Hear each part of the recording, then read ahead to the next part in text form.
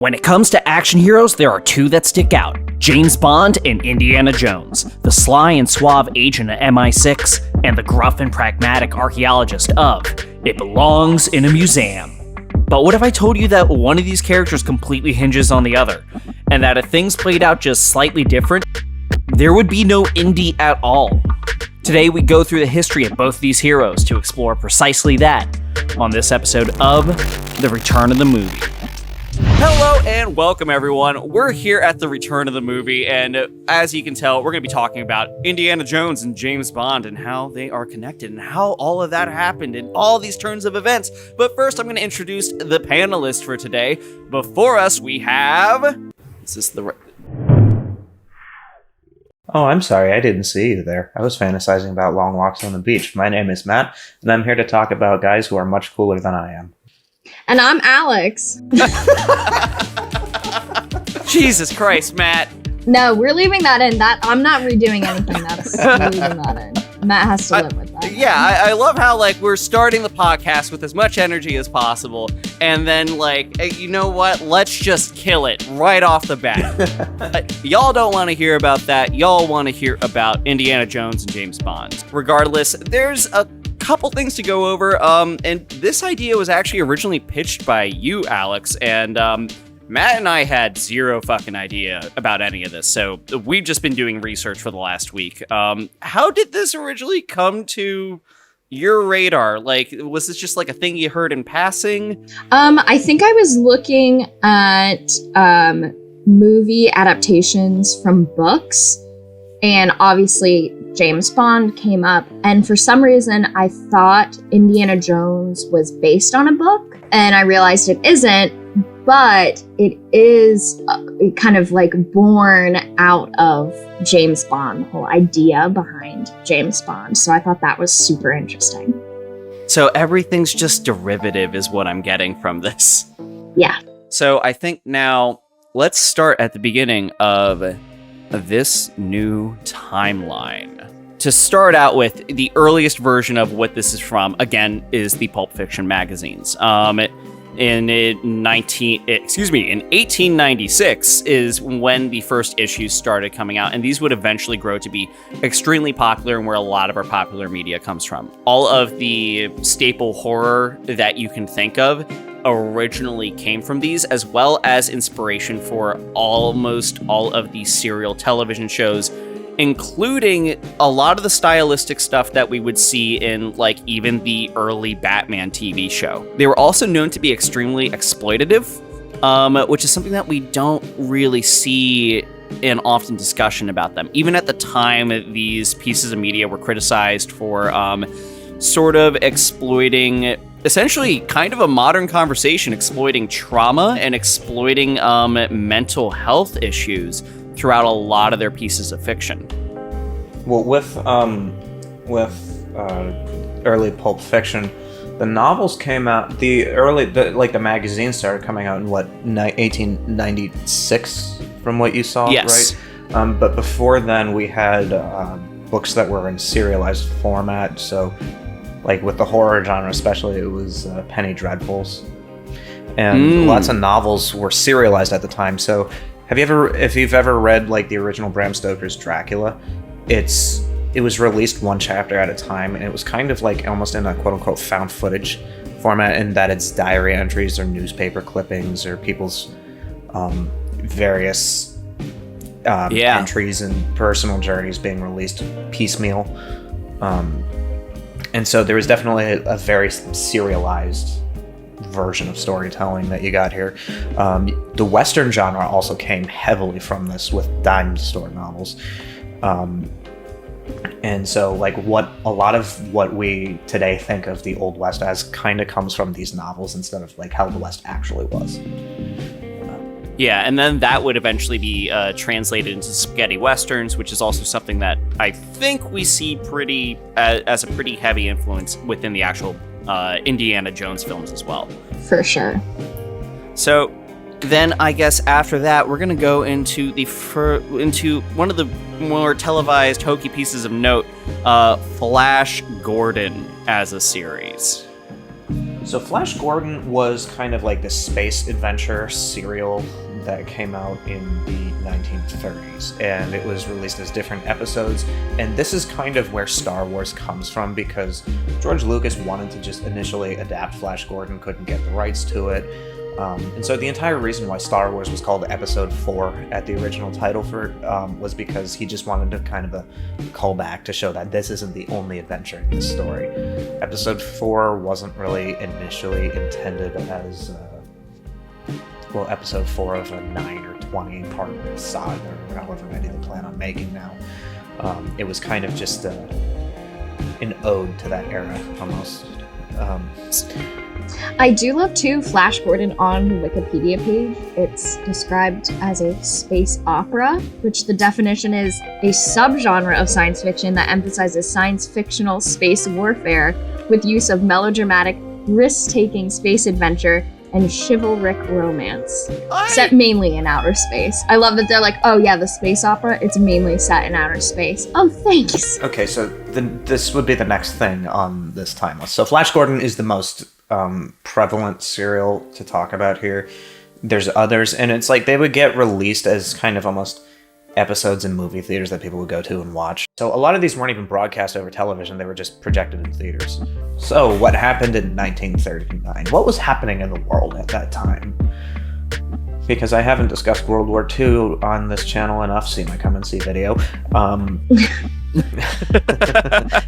Ian Fleming was someone who joined in with the Royal Navy as an intelligence officer, and he remained in that role for several years. He even had a hand in Operation Mincemeat, if you guys know what that is. Explain, because I genuinely don't know. It was one of the many intelligence operations that were intended on deceiving the Germans. So the intelligence community had some of the most pivotal actions in the war, including tricking the Germans so badly with the Normandy landings in 1944 that even after the Normandy landings happened, the Germans were still waiting for a bigger invasion at a different point in the year. Oh shit, okay. That's the He was also involved with Operation GoldenEye, which I didn't know that was an actual, like he pulled that name from an actual operation, I guess. That feels illegal. I'm just gonna say it. That feels illegal. It feels like he wasn't allowed to do that. I loved when I was researching his personal life, there's just like affair after affair after affair after affair, and it's like, okay, so this guy legitimately was James Bond. That explains a lot of the stuff that does not age well when we start going into the early Sean Connery stuff. Man talk. It checks out. So essentially, this is one of the things that made Bond such a big deal. Like, a lot of people felt like it was also informative when they would read these books, is like, oh, this is an actual spy that's writing these. But at the same time, these are extremely hokey pieces of media. Well, it's also one thing to consider with this is that Casino Royale came out in 1952. The Russians got the atomic bomb in 1948, I think. It was 48, 1950, one of those two. And then right around the same time, China falls to communism, and then the Korean War starts, all of which involved the UK almost as much as it involved America. And so there's a lot of pieces of media at this point that dealt with spying, Russian sleeper agents. So, like, Manchurian Candidate is a very good example of this. And so the Cold War was kind of a pall over everybody's minds constantly for about 40 years. And this was like the 1960s when these movies were getting made was like absolute peak of it. But it almost feels like there's almost a satirical element to some of these movies, doesn't there? I would say so. From Russia with Love, you can definitely feel the satire. And from Russia with Love, it's a great movie. It's also very silly at times. Some of the reviews for Dr. No are so funny. Time magazine called Bond a blithering bounder and a great big hairy marshmallow who almost always manages to seem slightly silly, which you've just been talking about. Is hairy marshmallow just 1950s for bear? I don't know. Yeah, let's bring that terminology back. Oh, he's a hairy marshmallow. He's a hairy marshmallow. Big hairy marshmallow. I don't know and how then, to... another review said the film never decides whether it is suspense or suspense spoof. Speaks to the Cold War climate, I guess, for lack of a better term. Because, like, the interesting thing with Bond is that Bond kind of changes with the political climate of the times. So the other example is that when we see the post 9/11 Bond films, i.e. the Daniel Craig ones. As far as everyone is concerned, the only Bond that is like the true Bond, the true person that you think of is Sean Connery. And then, yeah, just 4 years after this, the final film comes out, You Only Live Twice, which is where it completely goes off book, or at least begins the process of it. So this is when we start diverging from everything that was written previously by Ian Fleming.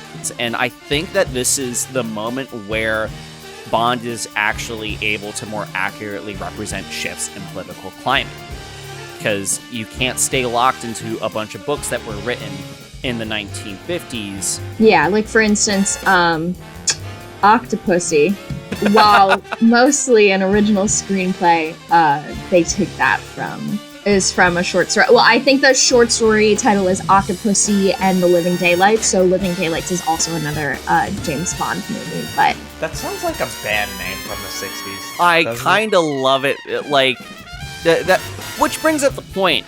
It was the 60s, and we were having a debate, well, kind of less of a debate, more of a general question of, like, was pussy just not used in that terminology in the 60s? But Octopussy came out in 1983, and I'm fairly sure. I wasn't born, but I'm fairly certain it was used as slang for vagina in 1983. As this happens, George Lucas is now going to be pitching a film serial idea to Philip Kaufman that has to do with I believe, a Western from what I originally read about this. But instead, he got it shelved and he ends up making Star Wars. So the story with this point in time is that George Lucas was so terrified of the reception Star Wars was gonna get, maybe he just had a glimpse of what the fan base would be like in the future, that he went to Hawaii, skipped the movie premiere, and was just on vacation in, I think it was Maui. And Spielberg happened to be spending time at the same resort because he had just done Close Encounters of the Third Kind, and so he wanted to take a break. And so the two of them were hanging out on the beach together, and Lucas told him about this idea that he called for a man named Indiana Smith. At that point, I've also read that that once it was actually handed over to Spielberg, they had a fucking argument about Indiana Smith / Jones's name. And eventually George Lucas just succeeded because he gave the film to his buddy, Spielberg. Spielberg really wanted to make a James Bond film. And you can kind of see this in a couple very good ways and also a couple unfortunate ways. So I'm going to bring up a little piece of gross trivia for everyone. The original spitballing idea for when they were going to be doing Raiders of the Lost Ark, and they wanted to go into the actual character of Marion, Indy's first love interest. Originally, the age gap, the original idea was that they would have been romantically involved about 10 years ago. And originally, the idea was that the character Marion would have been 12 at the time. And apparently, the idea was this was just because it amused Spielberg. Now, there's no evidence that Bond has been a pedophile, but this is a not very fun slice of pie. There is plenty of stuff from Bond that does not age well. There's a moment where I believe I believe it was Russia in Love, where he just slaps a woman for interrupting him while he's on the phone. There's literally just like blatant misogyny non-fucking stop in James Bond. I mean, you can look back. Some of it is legitimately funny, and I think it's like some of it's funny, some of it's horrible. You can watch them and be the judge. Again, somebody who isn't Sean Connery, some of it might be received way worse if it wasn't somebody as like charming and adorable. It also doesn't help that Sean Connery has some real life troubles with that kind of thing. Again, this is something that was made in the early 60s, so you're coming out of the 1950s on that character. Just how it was back then. Yeah, you just used to slap women in all sorts of places because it was considered, what you did as a man, which like... And you say, shush! You're only here for sex. Nothing else. Please, no words. And they would go, oh, okay. Okay. It's fine.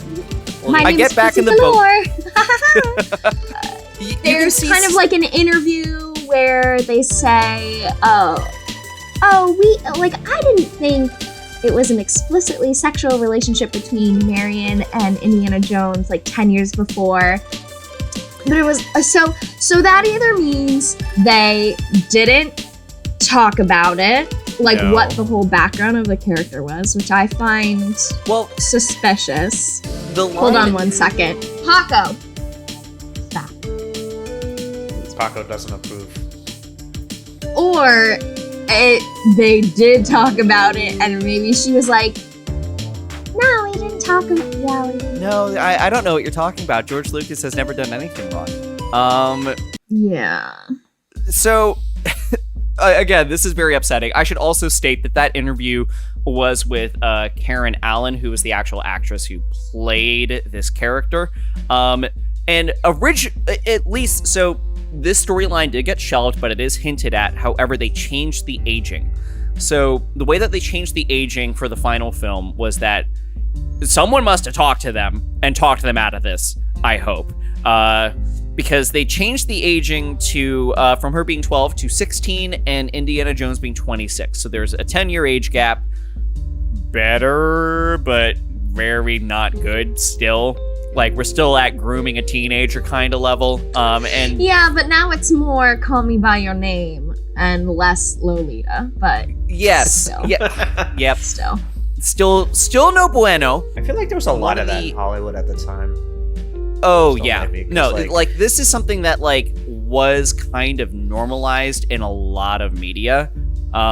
So I think at the time, no one just batted an eye at it, but the dialogue still stayed in there to at least hint at it. And Karen Allen stated that she believed that, maybe they had just kissed, or maybe she was romantically interested in him, but it was unrequited love. And you watch that scene and it's like, no, that's not how that goes down. And also, that's not how the scene is played. It's not how the actors play that scene. She slaps, she either slaps or punches him, I forget, in the bar, and then is immediately being like, you're a predator. And he's like, but it's okay. I mean, she does say the words, I was a child, which I think, look, anybody under the age of 23 to me is a child. So, I mean, I definitely can see, I don't think she was saying she was literally a child. I think she meant, she was very young, and, in a child, not exposed to a lot of, the ways of love. The other thing is, you can kind of still see this, throughout the actual film. So Raider of the Lost Arks, that's its main offender. But through the actual character creation, there were other things that just they thankfully scrapped, but you could kind of tell that Spielberg and Lucas just kind of wanted to go in 20 different directions. There was a point where they wanted him to also be a master of Kung Fu, which bleeds into the Orientalism that we would see in Temple of Doom. So, unfortunately, both of these movie franchises are not known for aging well in regards to any cultural sensitivity, especially Temple of Doom. And Temple of Doom also suffers from, I think, the most Bond-like sexism that we actively see with the character, loose quotes around character, of Willie. Because I'm sorry, they did not write her or the young boy, who I think they didn't know if he was supposed to be Chinese or Japanese based off of a lot of the dialogue. You know, he's Asian. He's just an Oh, Asian. okay. Sure. Okay. Yeah, I guess we'll just He's also that. He's also just here, and like he doesn't like really react to the fact that the other sidekick just dies at the beginning of the film, which I will say that film feels like a Bond film when it opens up. Like, Yeah, that is the one where you can tell that he just wanted to make a Bond film to a fault. Yeah. He was getting divorced and he was pissed. So we've gone through this timeline, and we can see the influences and how they carry over. Bond himself is a forerunner to Indiana Jones, and that's always been obvious the second that you look at it. So the question is, since George Lucas had this idea, and when he had the like, Indiana Jones was his thought baby, but the actual execution actually went over to Spielberg, who put Bond into this character. So what would Indiana Jones have looked like without Bond? Do we still think that, based off of the entire existence of Pulp Fiction and serials from earlier in decades, and spaghetti westerns for that matter, do we still think that we would have ended up with a similar character, or would he be drastically different? I don't know, because I know that that's like an impossible question to answer. I mean, like, I don't think he would exist without his main influence. You think he just full stop would not be there? That's like saying, oh, do you think James Bond would exist if World War II had never happened? I don't know, because here's the thing. Like, it's like the main influence. No, I don't think anything would exist without its main influence. I actually kind of disagree on this. And the only reason why I disagree is because the original thought on Indiana Jones has been stated as being separate from Bond. I think that he would have existed, but I don't think that we would have seen the suave characteristics. I think that we probably would have seen something closer to a cowboy rather than either a cowboy or a more academic type, rather than this suave character that is clearly derived of Bond. Well, Clint Eastwood. But I think he is very accurately an academic type and a cowboy. But Clint Eastwood was like. I also, like, I would argue that I think the best. So I think there's two things that Indiana Jones does that makes it better than James Bond. Okay. One is getting rid of gadgets. It just makes it timeless. Probably way better from like a production standpoint, because you're not gonna. It's set in the past, so you don't have to worry about that, which I think is just like great. Also being set in the past and excluding Temple of Doom, having like Eastern Bloc, Russian and German villains. I just think generally I enjoy those type of villains a little bit more. There's just something about hating Nazis that I love. Well, that also comes from Spielberg. A lot. Yeah, it comes from Spielberg. And look, it's an easy villain. It doesn't take a lot for you to dislike Nazis, you know. And so it's a good choice. But I also think that Indiana Jones is like, I don't think he's that suave. I think he's really awkward, and I think that's what endears you to him. Like, he does have a suaveness about him, but I think for the most part he's like awkward and kind of relatable in like he hates snakes, like he has fears, he has faults. I mean, and he's also really like, you know, it's Harrison Ford, so he's hot. Like, what? So that, I guess that's where the suaveness is coming from. Is just like Harrison Ford is a good-looking person. That's fair. And does stunts, but yeah, I mean, I think that's where like the main better than James Bond. There was a producer, I cannot for the life of me remember who said this, but there was a movie producer who was big in the 80s that said that one of the key things about Indiana Jones and Harrison Ford portraying him that made him so likable to everybody is that he could take a punch. Like, he knew how to take a punch. And what he meant by that is that he gets the absolute shit kicked out of him in all three of these movies. I mean, in Temple of Doom, he has his heart almost ripped out of his chest, which is like both this most squeamish inducing scene in the entire series for me, and also the more like, it's like he gets battered in bloodied and bruised and fights people way bigger than him that he can only outsmart because he can't outpunch them. Meanwhile, James Bond is almost like Ricky in Trailer Park Boys, where he's got a drink in his hand and just shooting Nazis or Odd Job or whatever. And it's like, so there's a lot more grounding in reality, or as much as something like this can be grounded with Indiana Jones than there is to James Bond. Which I will say, one of my favorite parts of Casino Royale with Daniel Craig is when he gets poisoned, and so we actually get to see him like almost die, and he has to like go out to his car and get the anti-venom or the serum to reverse the poisoning. Yeah. I thought that was so good. And again, I mean, it's just like, do you want to watch somebody who's infallible or seemingly infallible? I don't know. I don't think that's as interesting. And so I think that's why Indiana Jones was so successful. What's funny about that is now we're in the era of the Daniel Craig and the modern Bond. And as we discussed earlier, Bond had to race away from its silliness with Daniel Craig, and it's very much a like Bourne type movie now. It always stays within the fast-paced action and suspense. Hysterically, that scene with Daniel Craig is very reminiscent of the opening of Temple of Doom, which again is just Indy being poisoned. Again, there's a lot of it that's for comedic effect, and it is extremely hokey in that, but it's something that we just never would have seen Bond do. And I do kind of like I'm gonna just call this my headcanon, that for some reason Indiana Jones has now circled back to Bond, and they decided to keep that vulnerability of Indiana Jones with Daniel Craig. I love too, because Harrison Ford got food poisoning when they were filming Raiders of the Lost Ark, which bred the very famous scene where instead of fighting with the like swordsman in the market, he just shoots him because he literally could not stop shitting himself.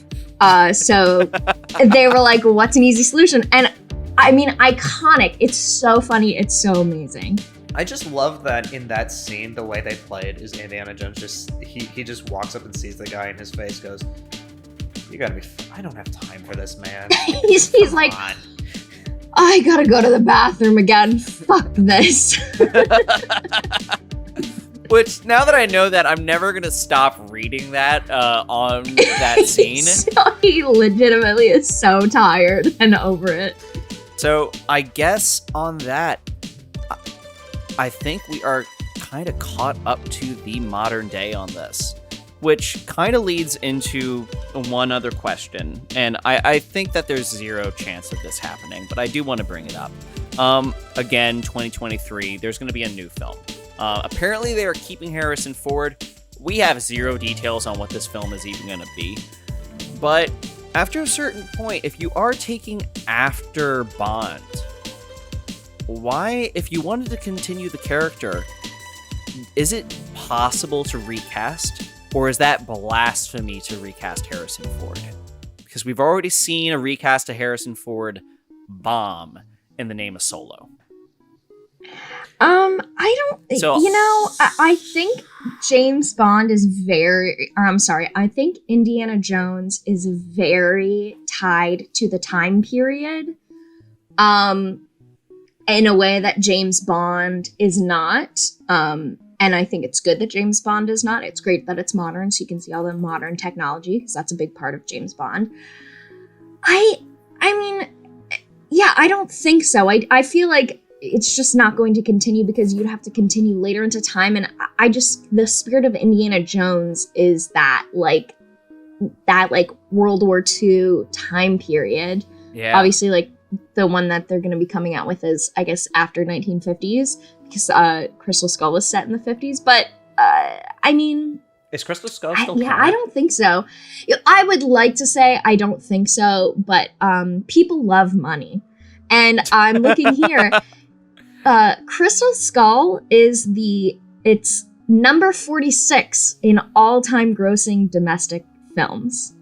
Number 46 of all films domestically grossed number 46. Well, and so that's made probably a lot of fucking money. So I think if there's even a cent that would happen if they continue, they're gonna do it. That is fair. Wait, hold on. They could just do Lego movies with Indiana Jones. They totally could. Wait, They were hold on. games. They were Lego. Wait a minute, Indiana wait a Jones minute. games. That's a brilliant fucking idea. Excuse me, Paramount, Lucasfilms. I have an a pitch idea. for you. I would like all of the movies recreated as Lego movies, please. Thank you. Could you imagine Temple of Doom as a Lego movie? That might They actually write the script slap. to be better, and then do it as a Lego movie. That would slap. I'm here for it. Matt, you had a point. Going back to your original question, I think the thing to remember is that because James Bond was a series of books first that were ostensibly sequels to each other, but more anthological in nature.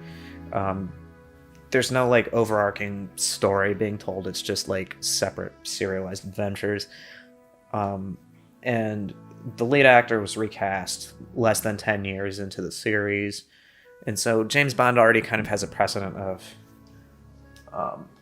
switching over lead actors. So according to Wikipedia, 1, 2, 3, 4, 5, 6 different people have played Bond live action. And then there's all sorts of rumors about who's going to be doing them next.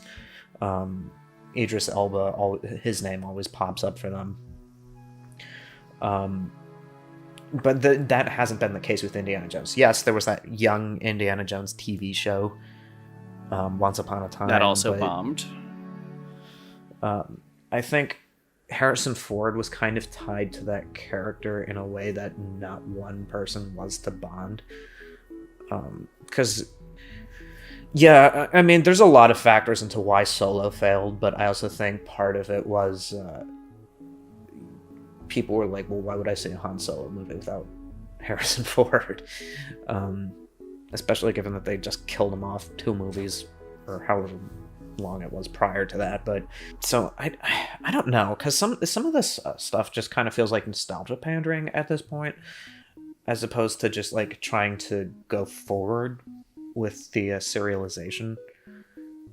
Well, yeah, I mean, I think there's like, James Bond has always been set up to be like a serialized thing where you're like waiting for the next thing. Again, like Matt just said, it's not about the nostalgia of James Bond. It's about the new thing, because you also have, we haven't even spoken once about music, because the music for both of these franchises is unfucking believable.